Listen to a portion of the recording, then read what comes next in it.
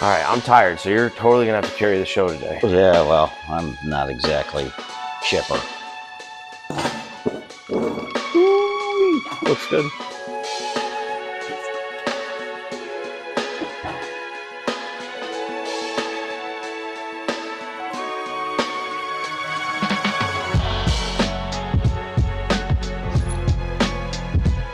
Yeah, that's good. Some modificationals, I believe. You need some modifications. Headphones and stuff over there too, when we get to that point. When I don't want to listen to you anymore.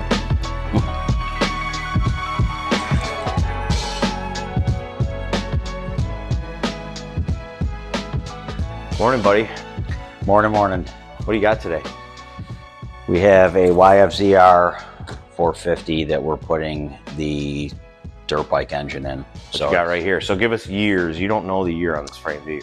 I don't believe so, but I think it's an 09, maybe it's a 10, but virtually the same. All right, 15 years old with a what motor? It's a 21 YZ 450F. 4 or 5 year old motor. What's the point of this swap? Well, the guys wanted to do it for a while, and just like any of these hybrids, the dirt bike engine has more power than the quad engine does, you know, stock to stock. So More ponies, EFI, right? it's EFI. Yep. And you need to do what to make this hybrid swap happen? So we're using the RPRace kit. I need to I have to cut the lower tabs off for the lower engine mount. That'll get removed. This gets welded in. And then I need to take this left frame spar off. I have it loose right now. This frame spar goes in its place. There's a couple of holes that need to be, well, one hole needs to be drilled, and then there needs to be some clearance. Now, what's the main difference? Is that arched more to get away from the head of the engine? Yeah, it's got more clearance in there. More clearance. And would you show up that lower, or show us the lower one held up? What's the difference with that? Does it move it? It moves the holes backwards? Well, it's taller, and it moves the location of it slightly. So there's slight differences between the four-wheeler engine and the dirt bike engine. Are there any mods you're going to have to do to this kit to make this all work? Other than drilling a couple things here and there. Yeah, what'd you say you had to do to the swing arm, though? The swing arm has to be cut. Yeah, you got to notch out what? How much? I'm not sure yet. I have to look at the instructions. I believe it almost puts it flush here. Okay. So you're trimming out at least 1/4 inch. And you're making it wider, and you're offsetting it on one side only. You don't shave a little bit on each. I think it's only one side, yeah. And you leave the other one the way it was on the four-wheeler. Yeah. Okay. They gave a a new spacer to go in between it. Mm-hmm. Yeah, we're just going to get it fitted, and then everything's going to get taken out of it because it's going to get powder coated. Then I'm not worried about cutting into bearings and all that stuff. I just need it to fit. Right. And then I'll put new stuff in it after. Well, 3 years ago, we watched you do Devin Jensen's hybrid. Yep. Same concept, the dirt bike engine and the ATV frame.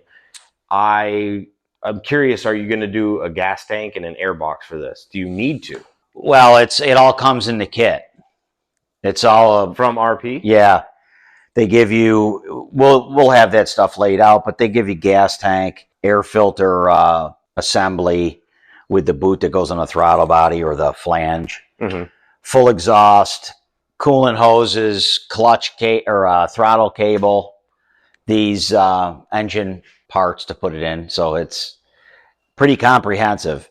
I get that, but so far you're telling me about a bolt-on kit pretty much. The only modification you're doing is the swing arm? Well, yeah, swing arm. I have to, here is just essentially grinding and drilling a hole, but this requires welding. Well, okay. So most of your do-it-yourselfers could get this kit. Yeah. And get it done. Yeah. Just because you're a specialist doesn't mean you're special. Special. This kit's pretty well thought out, goes together well. I mean, I was very surprised with Devin's. And then the instructions appear to be even better than they were 3 years ago when we did his. So it's good to see the... yeah, they got pictures. You know how I like big pictures. Yeah, the progression. So look at that. Go back to that. Is that your swing arm modification? Yeah. Yeah. What's nice too, I notice, is that they even a shipping form to make sure you get everything. Right. So somebody's gone through the entire kit. Yeah, to make checked sure. Checked off and marked it. Is that a signature or some sort? Sofin? I don't know. A Soflin. Sofaloin. Canadian, so I'm not sure. You have to start with what before we get going? What we're going to do here first, I'm going to Grind those off, I'm going right? to get the tabs off of that, take this frame spar off, put the frame spar up, locate it, get a hole drilled in it, get some clearance put into it. I want to get that, and then we'll get the engine. And that hole is for that bolt right there we're looking at, right? Yeah. The one I got to drill. It's got to go through that. Yeah. But then right in here where it has to be clearanced.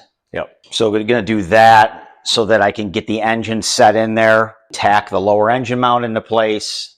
So we're going to start off with cutting that first and then getting rid of this frame spar. So the magic of video, these guys get to watch it in the next 30 seconds. I have to sit here for 3 hours? Yeah. Here we go. Yep.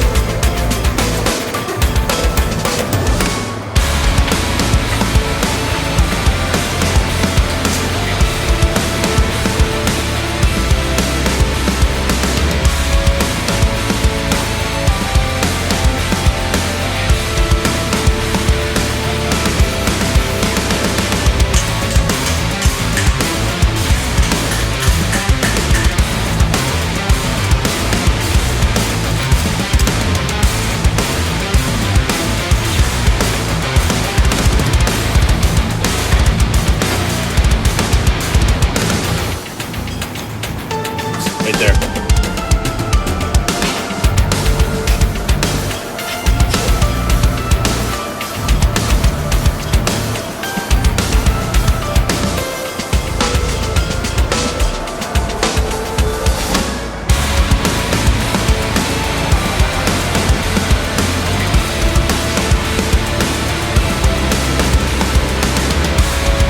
Is this a motocross quad?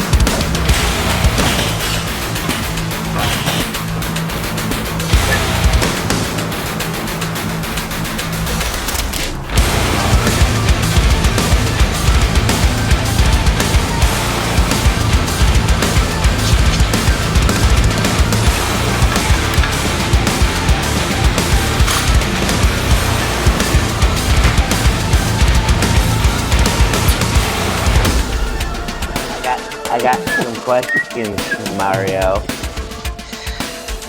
You're doing a lot of chop cut rebuilds here. It reminds me of somebody. Yes. CC. Somebody we worked with. Yeah. This is aluminum, right? Yes. This is steel, or this is aluminum. No, that's also aluminum. And the new one going on is steel. Correct. The lower frame rail is steel. Lower frame rail steel, and this front piece is cast aluminum. Yes. All right. So do you have to worry about like a change in stiffness or flex by adding a steel part to the area that was supposed to be aluminum? I mean, I'm not worried about it, but yet I'm sure there is some change there. Or your flex is different now. Yeah, I'm sure. A good rider could tell you, not us. Oh, definitely not me. Yeah, definitely not me either. But I was just curious because you are changing material from aluminum to steel for that part. I'm sure there is something there. I don't know it enough to tell you what it is. Mario, you're supposed to be the expert on this channel. Yeah, well, that I am not. All right, well, show us what you had to cut out here. So we had to remove some material in here. There was a second bolt hole that got removed. And that gives you your clearance for the head.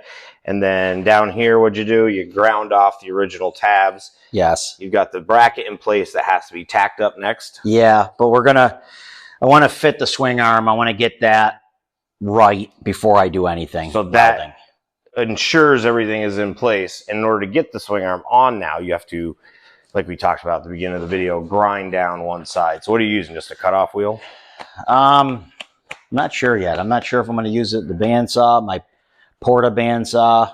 Does the kit, so answer my question right here, is this the bushing that's going to be shorter for that one side? Yes. So that replaces the stock bushing. Pretty self-explanatory. Why don't you give me the cutoff wheel and I'll do it? Negative. You are the film guy. Know your role and stay in your lane.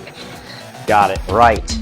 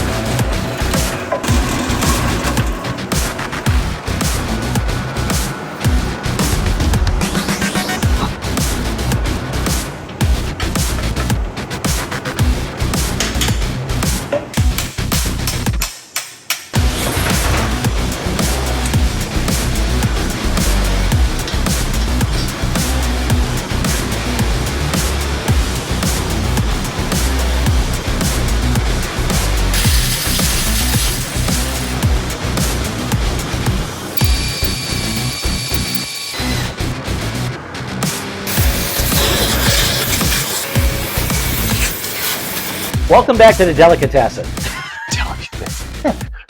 I want a cannoli. Yeah. No, it's a bakery. Sounds good though. I want a holy cannoli. All right, Chef Mario. Yes. You modified. We're back with our meal of the day. Yeah. Tell us about the thing you cooked up. The thing that we cooked up. This monstrosity. Okay, so we just got done modifying the swing arm to. Yeah, and I got a shot. Your tolerances are pretty tight. Yeah, so that looks good. There will be some welding and grinding I have to do to the swing arm to complete that, but we're good there. The hole that goes the length sidebar, you have to fill that hole up. Just at the end here, yeah. Put a little plug there. Yep, so we're going to do that. We just got done drilling that, got this frame spar installed. The engine is in there, all bolted in. Next step is I need to, I'm going to tack weld this lower frame piece, the frame mount in. And then once kind of like the last piece to keep it side to side, forward to back. Yes. Now you've got everything secure. Once you tack that, that's where the motor lives. Yes. So that's what we're going to be doing here in a few minutes. We're going to tack it up, and then when I pull the engine out, we'll weld it all solid, and we're good to go. Right. So we're going to end this video on that note. What can we look for in part 2? Because this is going to be a multi-part build. Yeah, it's good. We're going to be a few different parts here. The guy is acquiring things along the way, so it's going to take a little bit. But guy? Don't worry about that guy. That guy. So tell us about that guy. Is he a cross-country racer? Is he a motocross racer? Motocross. Does he race or just wreck ride? He was motocross racing for a while. He does it once in a while now. It's more of like he wants this to have it. How old is our pilot of this machine? 30. Okay, so he's old enough to have some experience. Yep. Probably looking forward to riding a little more reliable engine. He was an A rider. I mean, good rider then. Yeah. Next step will be I'm going to send stuff out to powder coat after this is done. All right, so it'll be for you and I a few weeks before we film again. Yes. For the viewer, who knows? Our last video, we filmed it in April, and it took 2 months for me to get out. So stay tuned. There's more. Bye, Mario. To-do. All right, now you can weld. Whatever. Let's turn the fans back on. Yo, fan.